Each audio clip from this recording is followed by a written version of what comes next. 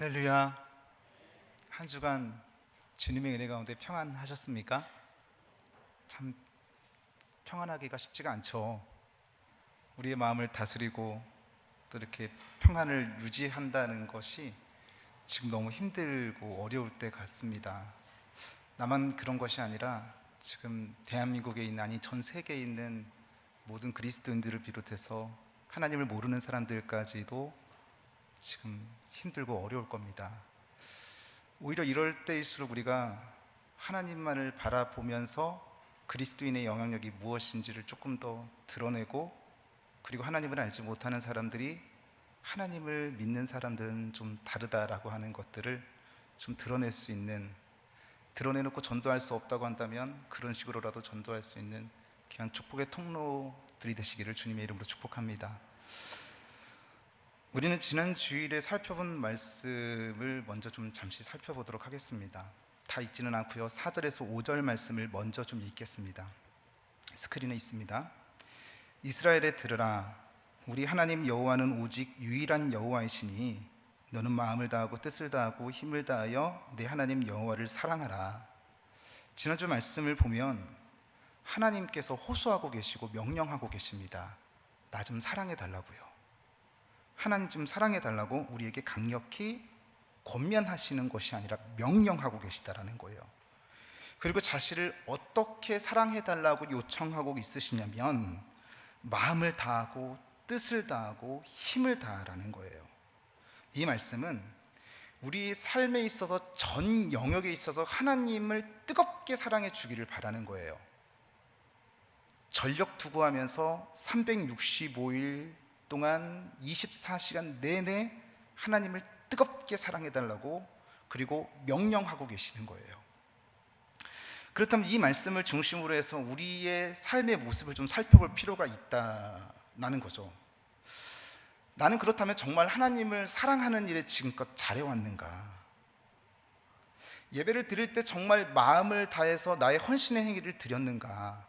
아니 2020년 2월 달에 듣도 보도 못했던 코로나19라고 하는 바이러스가 들어오기 시작하더니 조금씩 우리의 삶을 옥죄기 시작하면서 우리를 숨막히게 하고, 그리고 턱 밑까지 쫓아오기 시작했습니다.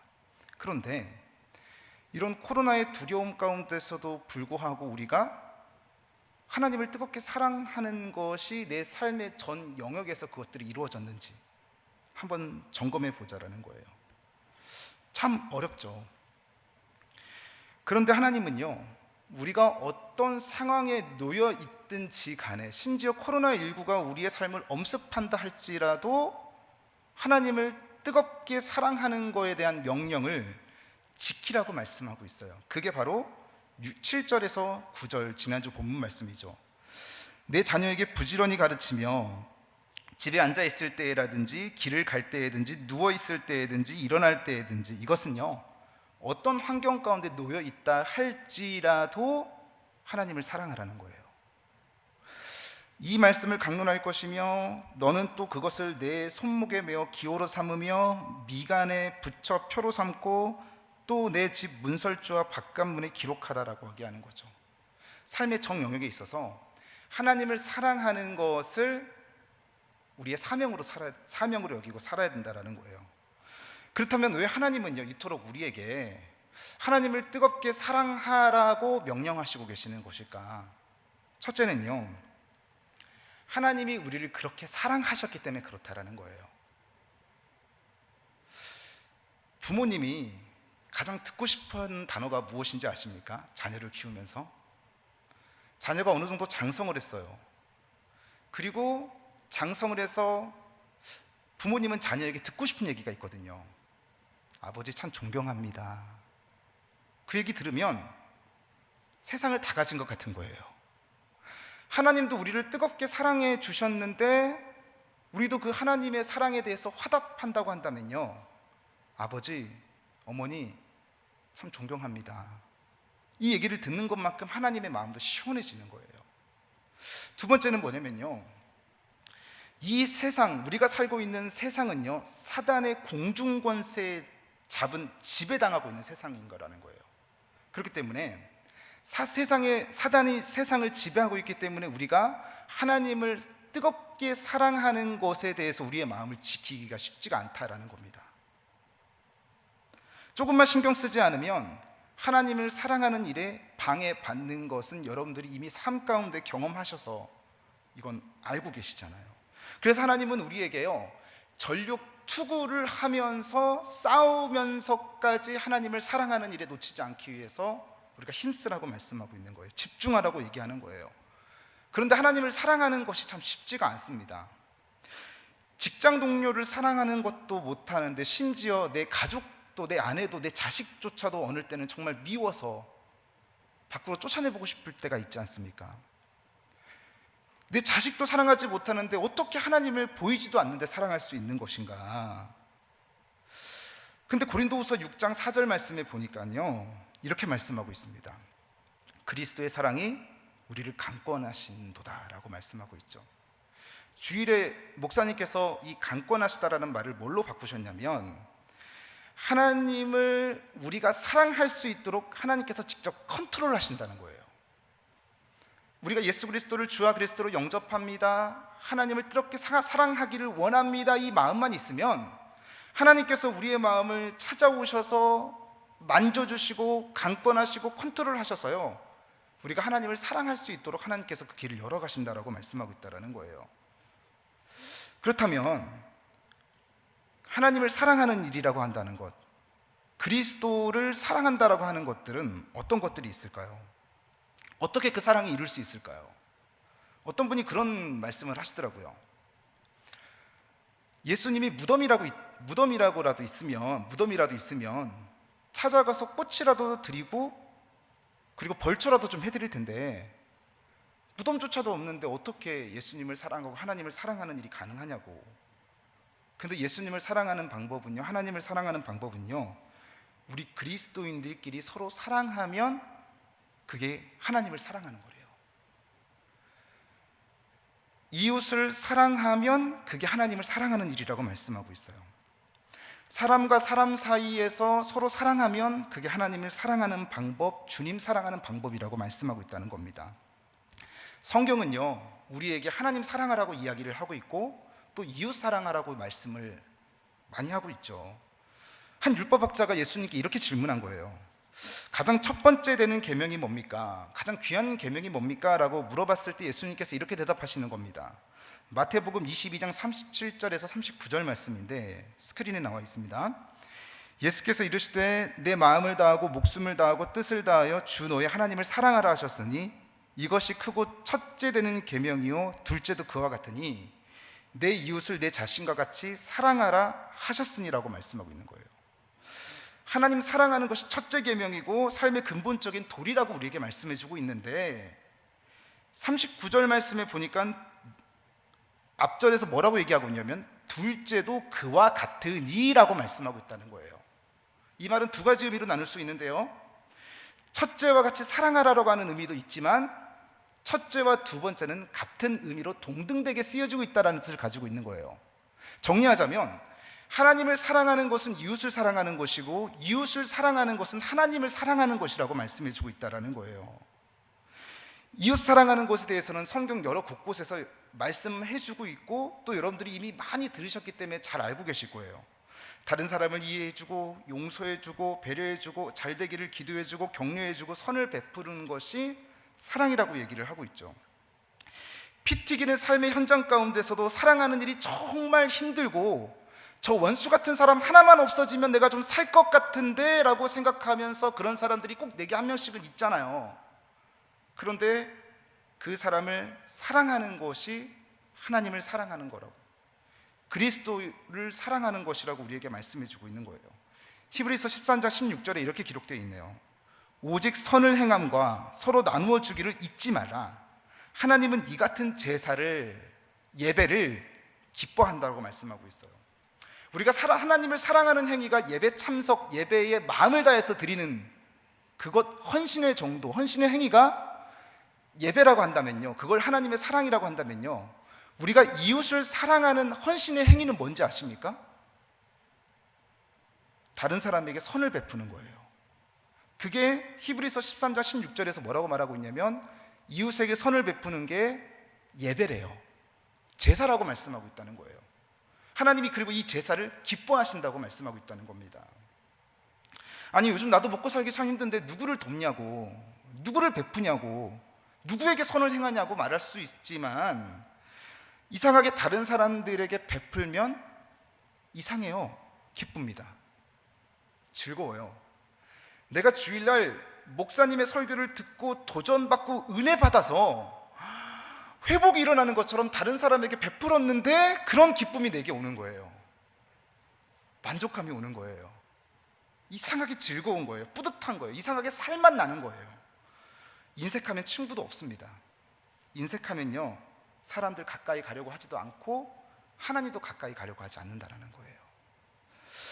우리가 만약 그런 형제와 자매와 이웃을 사랑하지 않는다면, 또 심지어는 우리가 예수 그리스도의 보혈로 피를 나눈 형제들 아닙니까? 피를 나눈 형제들이라는 거예요. 그 피를 나눈 형제들을 사랑하지 아니하면 하나님이 뭐라고 말씀하시냐면 요한일서 2장 9절에서 11절에 이렇게 기록되어 있습니다. 빛 가운데 있다 하면서 그 형제를 미워하는 자는 내가 예수님을 믿습니다, 예배 잘 드립니다, 헌신의 행위도 있습니다 라고 얘기를 하면서 형제를 미워하는 자는 지금까지 어둠에 있는 자래요. 거짓말이라는 거죠. 그의 형제를 사랑하는 자는 빛 가운데 거하여 자기 속에 거리낌이 없으나 그 형제를 미워하는 자는 어둠에 있고 또 어둠에 행하여 갈 곳을 알지 못하나니 이는 그 어둠이 그의 눈을 멀게 해버렸다라는 거예요. 분별력을 상실하게 만들어버렸다라는 거죠. 결국은요, 더 요한일서 3장 14절 15절은 더 무서운 얘기를 합니다. 무슨 얘기를 하냐면 우리는 형제를 사랑함으로 사망에서 생명을 옮겨서 생명으로 들어간 줄 알아래요. 그러니까 사람을 사랑하면 하나님을 사랑하는 것과 마찬가지로 구원을 받아서 생명으로 옮겨졌는데 사랑하지 아니하는 자는 사망에 머물러 있다라고 말씀하고 있다는 거예요. 그 형제를 미워하는 자마다 살인하는 자니라고 말씀하고 있죠. 살인하는 자마다 영생이 그 속에 있지 않다. 천국의 복음이 그 속에 있지 않다라고 우리에게 말씀해 주고 있다는 거예요. 자, 그렇다면 우리가 어떻게 그리스도의 보혈로 덮여졌고 서로 피를 나눈 형제 자매들에게 정말 예의를 갖추면서 사랑하는 것이 어떻게 가능할까요? 내가 죽어야 된대요. 내가 없어야 된대요. 정말 힘든 겁니다. 우리가 사실 설교 제목은 제일 짧아요. 사랑. 근데 이 사랑을 실천하기는요 제일 어려운 것 같습니다. 내가 죽어야 된답니다. 저 그거 진짜 못하거든요. 내가 죽어야 되는데 내가 죽어야지만 이것이 가능하다라는 거예요. 내 스스로 죽일 것을 기억하면서 그러면 우리가 실질적으로 하나님을 사랑하는 것이 이웃사랑이고 이웃사랑하는 것이 하나님 사랑이라고 하는데, 그럼 이웃을 사랑하는 것에 있어서 실질적으로 우리가 좀 깊게 생각해 보자면 할 수 있는 것들이 뭐가 있을까? 제가 고민을 좀 했거든요. 근데 사랑이 영어로 뭡니까? 러브잖아요. 러브인데 이 영어 알파벳 스펠링 LOVE를 가지고 우리가 어떻게 나를 죽일 수 있고 또 예수님께서 죽으셨던 것처럼 나도 그 예수님의 삶을 닮아갈 수 있는지를 제가 한번 살펴보고 점검을 좀 해봤습니다. 사랑에 대해서는 수없이 많은 말들이 있지만 특별히 나를 죽이기 위해서 적용하는 문구입니다. 첫 번째 알파벳 러브의 L은요, 리스닝이라는 거예요. 듣는 거예요. 듣는 거. 상대방의 소리를 들으려고 노력해야 된다는 거예요. 하나님 소리도 마찬가지고 사람들 소리도 마찬가지고 들어야 된다는 거예요. 저 진짜 그거 잘 못하거든요.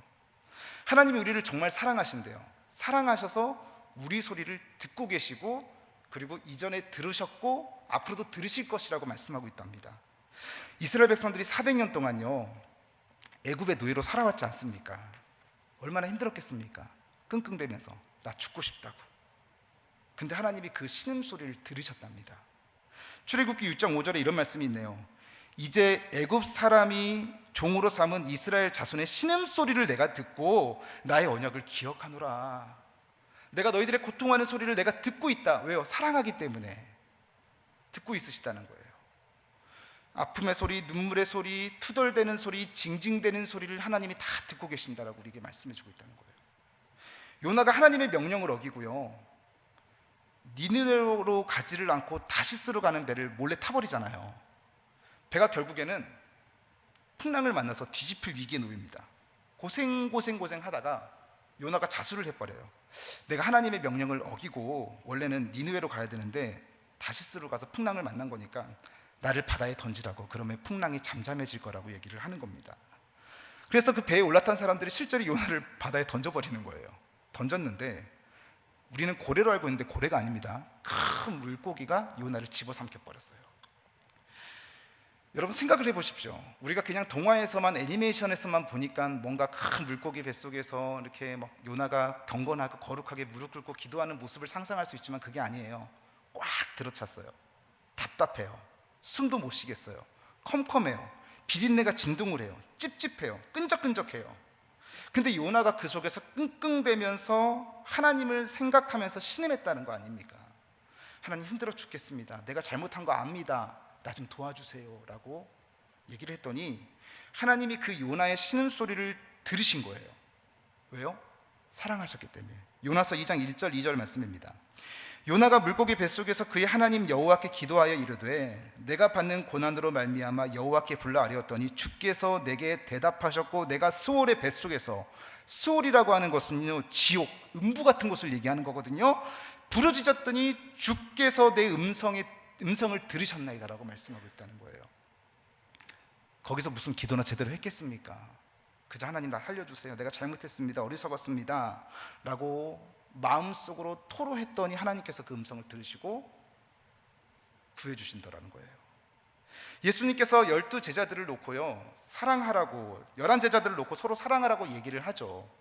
그런데 어떻게 사랑해야 되느냐라고 말씀하시면서 가르쳐 주는 게 뭐냐면 들어야 된다고 얘기를 하고 있는 거예요. 상대방의 얘기를 들어야 된다.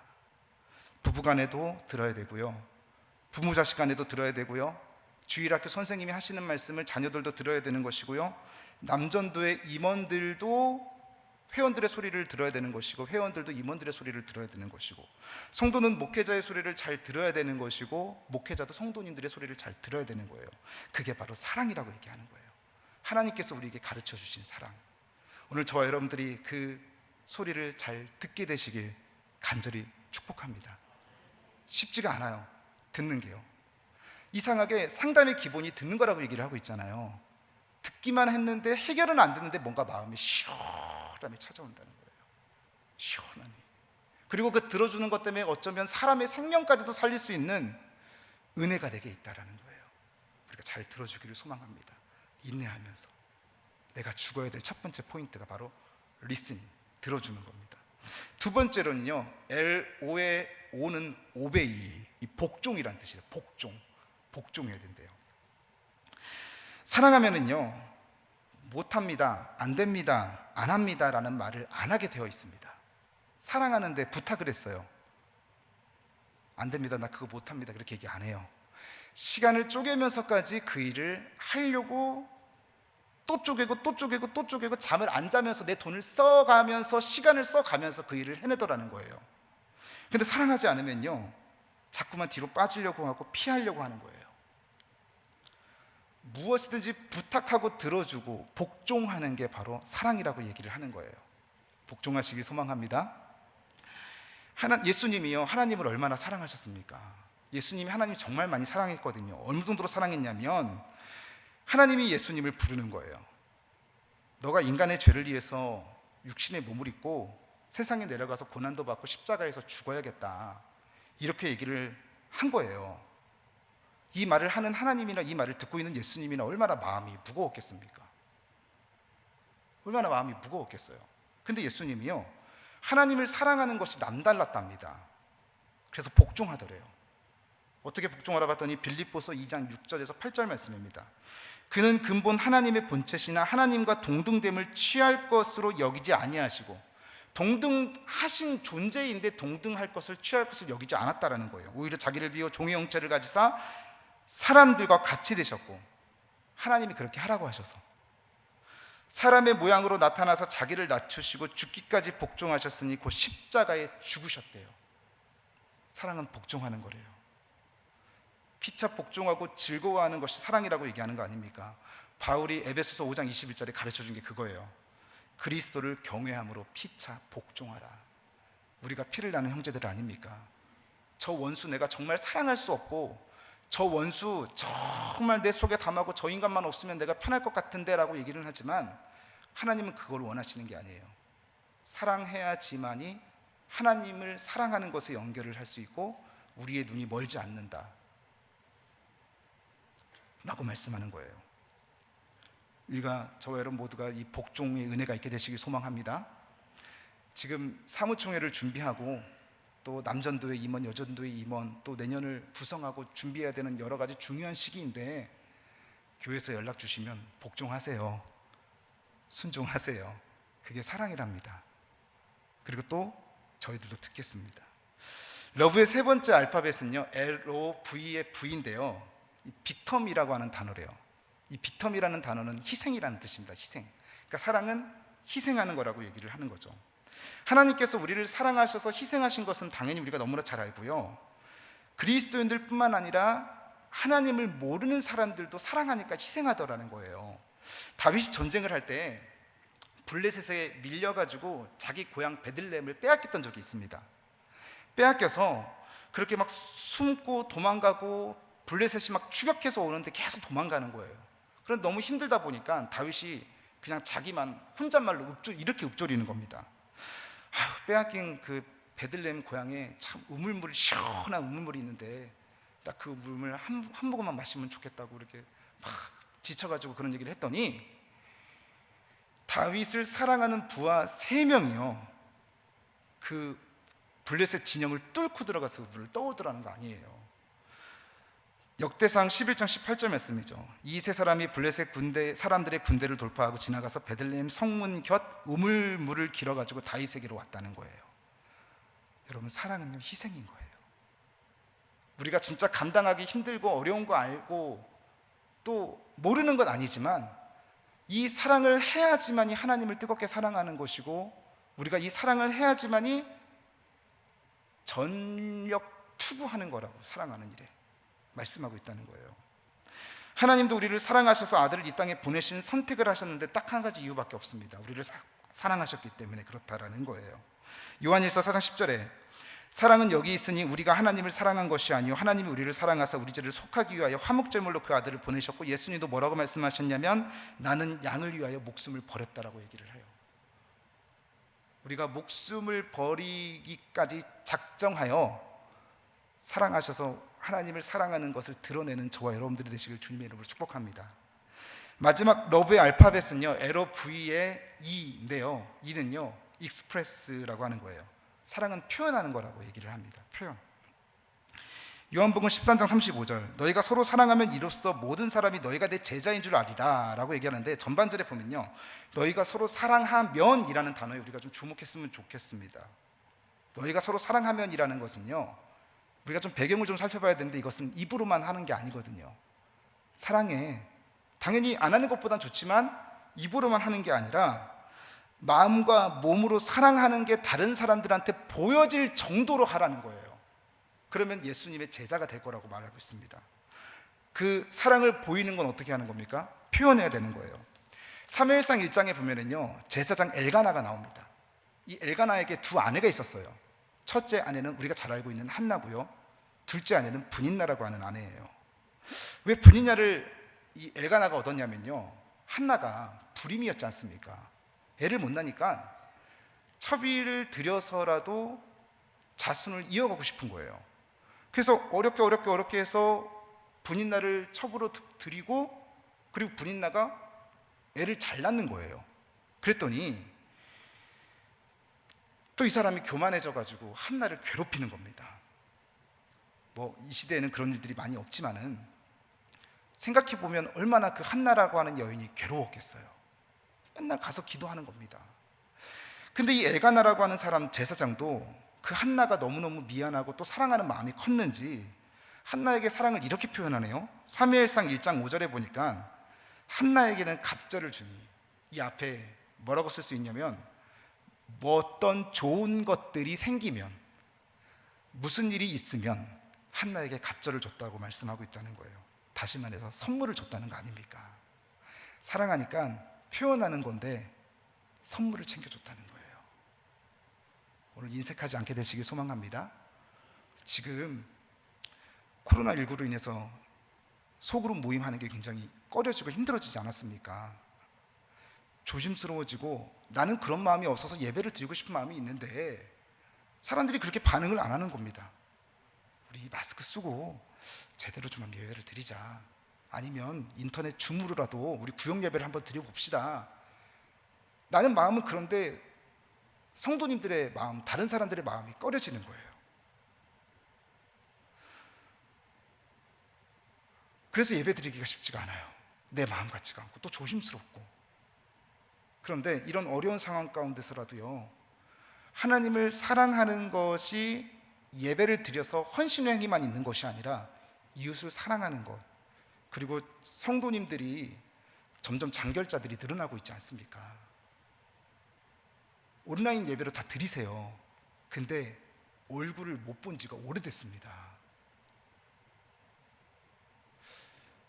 하나님을 사랑하는 것이 이웃을 사랑하는 것과 동일하다고 한다면요, 우리가 선물 같은 것, 조그만한 것, 내가 그냥 마음에 떠오르는 사람들이 있고 내 생각 가운데 드는 사람들이 있는데 이 사람들을 챙겨서 선물을 해주고 내가 기도하고 있다고, 내가 신경 쓰고 있다고, 내가 관심 갖고 있다고, 그런 표현들을 하면은요, 이게 하나님의 마음의 기쁨이 되는 거예요. 하나님도요, 마음을 그것을 보시고 흐뭇해 하시는 거예요. 그 은혜가 실천이 되시길 소망합니다. 또 한 가지 사랑을 표현을 엘가나가 어떻게 표현을 하냐면요, 사무엘상 1장 8절에 이렇게 써 있어요. 한나여 어찌하여 울며 어찌하여 먹지 아니하며 어찌하여 그대의 마음이 슬프냐. 되게 멋있는 말을 하거든요. 내가 그대에게 10 아들보다 낫지 아니하냐라고 말씀해요. 내가 10 아들보다 내가 더 낫잖아, 사랑해, 이런 표현을 하는 거예요. 그 말을 들으면 어떻습니까? 기쁘잖아요. 즐겁잖아요. 게리 체프만의 5가지 사랑의 언어라는 책이 있는데 그 책을 제가 개인적으로 굉장히 좋아합니다. 나 좀 사랑해달라고. 사랑해주는 말, 격려해주는 말, 인정해주는 말, 감사하는 말, 이런 말들을요, 우리 성도들끼리, 피를 나는 형제들, 자매들끼리 한번 나눠보자는 거예요. 그러면요, 하나님이 그 모습을 보시고 우리가 비대면의 상황 가운데 만나지 못하더라도 그 헌신의 행위가 예배가 되고 그 예배를 하나님이 또 기뻐하신다라는 것 아닙니까? 말로 표현하는 거예요. 말하지 않는 사랑은 죽은 사랑이라고 얘기하잖아요. 마음이면 되지 그걸 꼭 얘기를 해야 하냐고. 말 안 하면 모르죠. 표현 안 하면 모르죠. 저 사람이 나를 사랑하는구나. 그걸 어떻게 합니까? 아내는 남편에게 사랑한다고 표현을 하고, 부모는 자녀에게, 자녀는 부모에게, 또 교회 동료들에게, 또 우리 성도님들은 그런 말 잘할 수 있잖아요. 지나가다가 사랑합니다, 사랑합니다, 이런 얘기 들으면 벌써 이렇게 와닿지 않습니까? 설교를 정리하려고 합니다. 우리가 이웃을 사랑하는 것은요, 하나님을 사랑하는 것이고, 하나님을 사랑하는 것은 이웃을 사랑하는 것이고, 그리고 또 그것은 우리가 선택해야 되는 것이 아니고, 우리가 택해서 하는 것이 아니고, 권면이 아니라 하나님께서 우리에게 하시는 명령이라고 말씀하고 있네요. 그 명령을 우리가 지키기 위해서는 내게 첫째로는 하나님, 그리스도의 사랑이 나를 강권하여 주셔서 내가 그 영혼들을 사랑할 수 있도록, 내가 저 원수 사랑하고 싶은데 잘 안 됩니다. 그리고 내가 평소에 친했던 사람만, 그 사람만 신경 쓰고 챙기는 것이 아니라 저 사람 정말 사랑할 수 있는 마음 주셔서 원수까지도 사랑하는 은혜가 내 일평생에 주님 앞에 설 때까지 경험할 수 있도록 나도 그것 좀 한번 허락해달라고, 그런 은혜 한번 누리고 싶다고. 그러면 하나님께서요, 복 주신대요. 어떤 복을 주시냐면요, 예수 그리스도를 믿게 됨으로 말미암아 구원받는 복을 주실 뿐만 아니라 이 세상에 우리가 나그네로서 살아가지만 필요한 건강이라든지 물질이라든지 우리의 마음을 깨트리지 않는 여러 가지 평강의 복도 하나님께서 허락해 주신다고 말씀하고 있어요. 지금 코로나19의 상황에 더 못한다고 한다면, 우리가 예배의 헌신의 행위를 못한다고 한다면 성도님들을 직접 찾아가지 못하더라도 격려하고 관심 가져주셔서 지금 정말 힘들고 어려울 때 아, 교회가 나를 신경 쓰고 있구나. 우리 구역장님이 나를 관심 가져주네. 우리 교구장님이 나를 관심 가져주네. 아, 우리 기관장님이, 우리 회장님이, 우리 목회자가 나를 신경 써주네. 이 은혜가 우리 교회에 그리스도의 보혈로 덮음받아 피를 나는 우리 여주성결교회가 정말 하나님이 기뻐하시는 아름다운 공동체가 되시기를 주님의 이름으로 축복합니다. 기도하겠습니다.